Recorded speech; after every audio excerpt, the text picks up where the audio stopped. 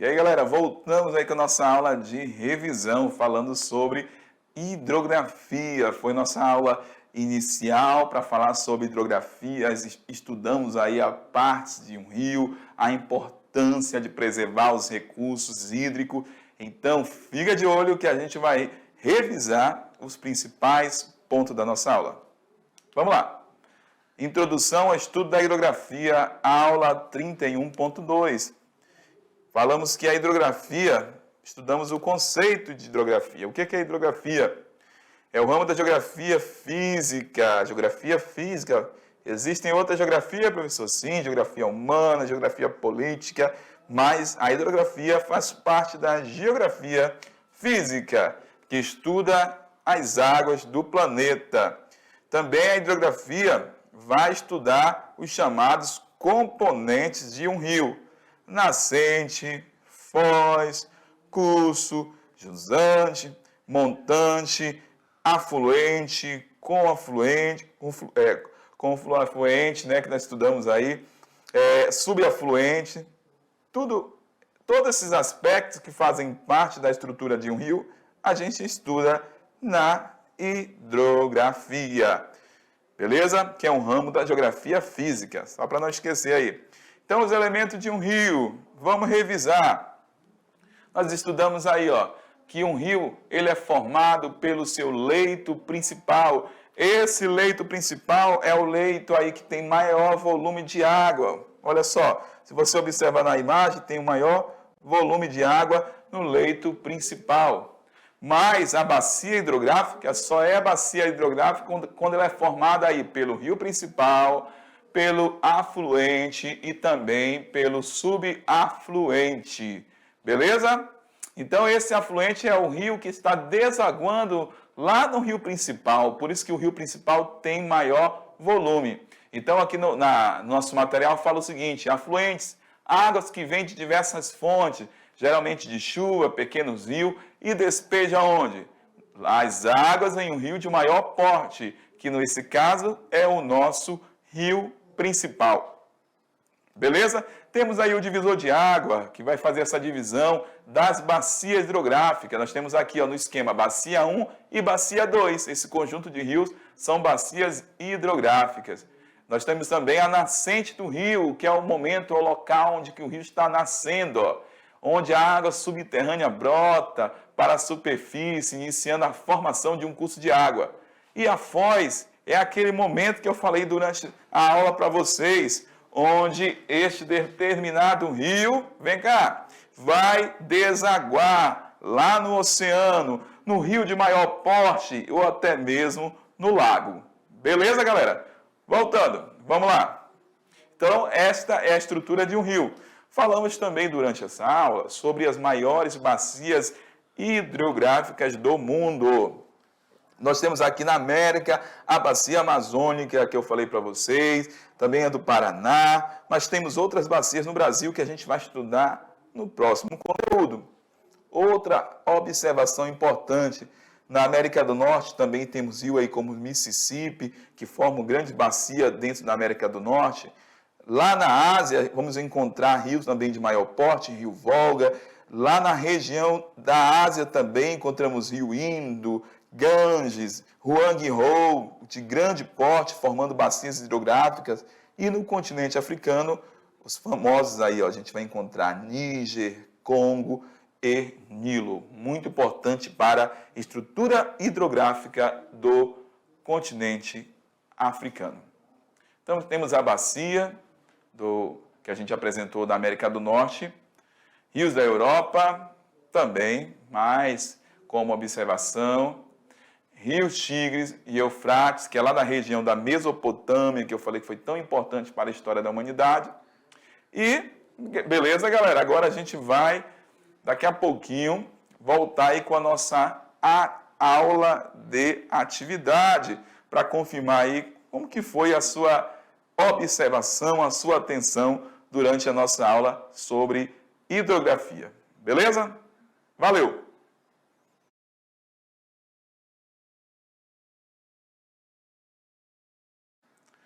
Voltamos, foi muito rápido, galera. Já é a aula de atividade. É a hora de confirmar aí como que foi esse momento para você. Professor, eu fiquei ligadão, professor, foi muito tranquilo, professor, eu senti dificuldade.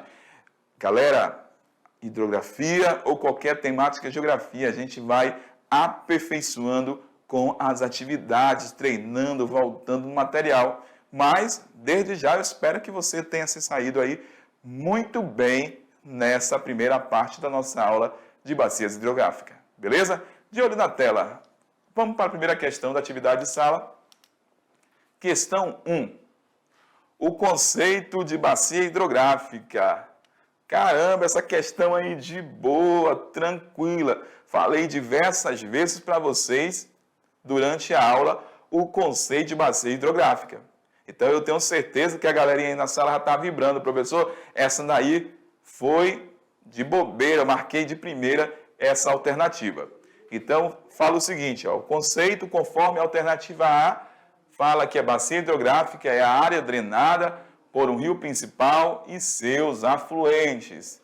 B, o conjunto de rios navegáveis em um país. C, conjunto de rios utilizado para o abastecimento de água em um determinado país. E a alternativa D, o conjunto formado por um rio principal e os seus afluentes. Vamos lá? E a E, o conjunto de obras e equipamento utilizado para gerar eletricidade no país. Só lembrando, galera, que a gente tem que lembrar o seguinte, ó, que recordar da aula que os rios, as bacias hidrográficas, elas são formadas por rio de planície, rio de planalto, mas ela tem uma característica aí, ó, é uma área drenada, estruturada. E aí, sem perda de tempo, qual é a alternativa correta? Beleza? Bora confirmar? A alternativa A. Então, é uma área drenada por um rio principal e seus afluentes. Beleza? A D está falando aí que é um conjunto formado por um rio. Que conjunto de quê? Não está falando. Então, é uma área drenada onde tem ali um rio principal, afluente e até mesmo um subafluente, que não tem na questão, mas poderia também ser mencionado aí, formado pelo rio principal, o afluente e o subafluente. Beleza? Questão 2. Falando um pouquinho sobre a importância da água, a escassez da água que a gente já trabalhou, falou um pouquinho durante a aula. Vamos ver o que fala nessa questão. A possível escassez de água é uma das maiores preocupações da atualidade.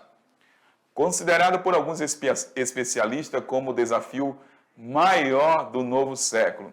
No entanto, tão importante quanto aumentar a oferta é investir na preservação da qualidade e no reaproveitamento da água de que dispomos hoje. Certo? A ação humana tem provocado algumas alterações quantitativas e qualitativas na água. Certo? Ó, alterações quantitativas e na qualidade também da água. Certo? Que seria qualitativa. Nós temos aí as afirmativas. Será que está ocorrendo nas águas do mundo a contaminações de lençóis freáticos? 2. Diminuição da umidade do solo. 3. Enchentes e inundações. Beleza? 3 afirmativas que você vai julgar aí, ó.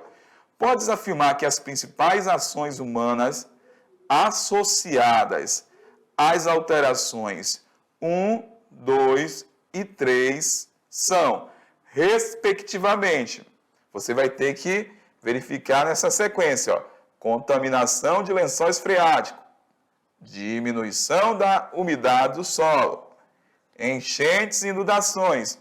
Analisando as afirmativas, você vai marcar se é A, B, C, D ou E está se referindo aqui nessa sequência, da 1, da 2 e da 3. Vamos lá. O uso de fertilizantes e aterros sanitários, lançamento de gases poluentes, canalização de córregos e rios. Alternativa B, lançamento de gases poluentes, lançamento do lixo nas ruas, construção de aterros sanitários. Alternativa C, uso de fertilizantes em aterro sanitário. Tem comprometido a questão da água, desmatamento, impermeabilização do solo urbano, também tem comprometido a qualidade da água? Então, olha só, eu nem li a D nem a E, já marcou a C aqui no gabarito. Mas a gente vai voltar agora para analisar a C. D, lançamento de lixo nas ruas, o uso de fertilizante, a construção de aterros sanitários. Alternativa E, a construção de barragens, o uso de fertilizantes, construção de aterros sanitários. O que está falando aqui na questão? A ação humana tem provocado algumas alterações quantitativas e qualitativas da água, como contaminação de lençóis freáticos. 2, diminuição do solo. 3, enchentes, inundações.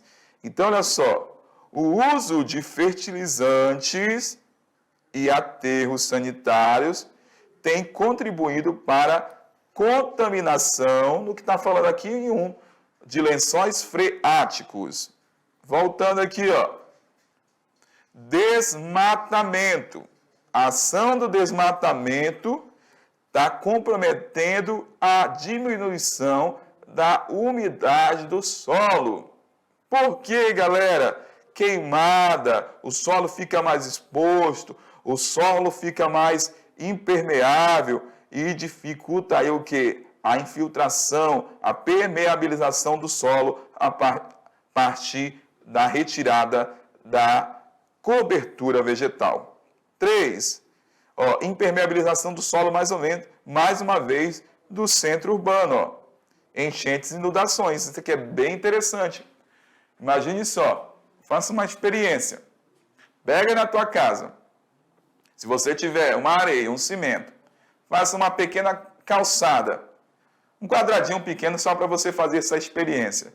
Eu tenho uma calçada e eu tenho uma área que não está calçada ali com cimento. Joga uma água nessa calçada e no solo, que você vai verificar onde vai ocorrer a infiltração primeiramente. Então, uma área com calçada dificulta o quê? A permeabilização da água, né? A infiltração da água no solo. Por isso que nas grandes cidades, quando tem dificuldade na rede de esgoto, da drenagem, quando chove, acontece o quê? A inundação da cidade, porque concreto, a ausência de drenagem acaba prejudicando o quê? A infiltração da água, da precipitação. Beleza? Vamos lá, galera. Questão bem interessante, que precisava ser analisada aí, respectivamente, ali naquela sequência. Questão 3. Assinale a alternativa que contém apenas rios pertencentes ao território dos Estados Unidos. Eita, olha a alternativa A. Amazonas. Essa alternativa aí, né, diretor? Essa daí, diretor? O diretor falou que não. O diretor é ligadão na geografia. B, Mississippi, Missouri e São Francisco. C, Madeira, Colorado. Madeira. E aí, galera? D, Colorado. Tem alternativa aqui como Madeira, o Amazonas, São Francisco, que a gente já eliminava de primeira. Colorado, Sena, Danúbio. Esse aqui, ó, nós falamos lá do continente europeu. Então, a única alternativa que sobrou aí, galera, a alternativa D. Por eliminação, mesmo que você não soubesse, recordasse o nome dos rios, você eliminaria aqui a alternativa A, por conta do Rio Amazonas, a B pelo São Francisco, a C por conta do Madeira e E porque são rios europeus e marcaria a alternativa D. Olha aí, uma dica para vocês aí, macete. Questão 4. Vamos analisar aí a questão 4. Nós temos aí um gráfico que representa a questão da disponibilidade da água, que nós falamos na aula hoje sobre a hidrografia. E nós temos aí, ó, águas salgadas e água doce, beleza? Bem interessante, galera. Águas salgadas aí, 97% no mundo, no planeta Terra, e apenas 2,8%, ou seja, aproximadamente 3% dessa água é doce no planeta.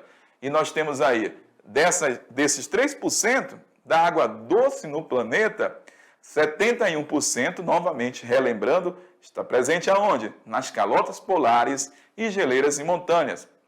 Depósitos subterrâneos, 18%.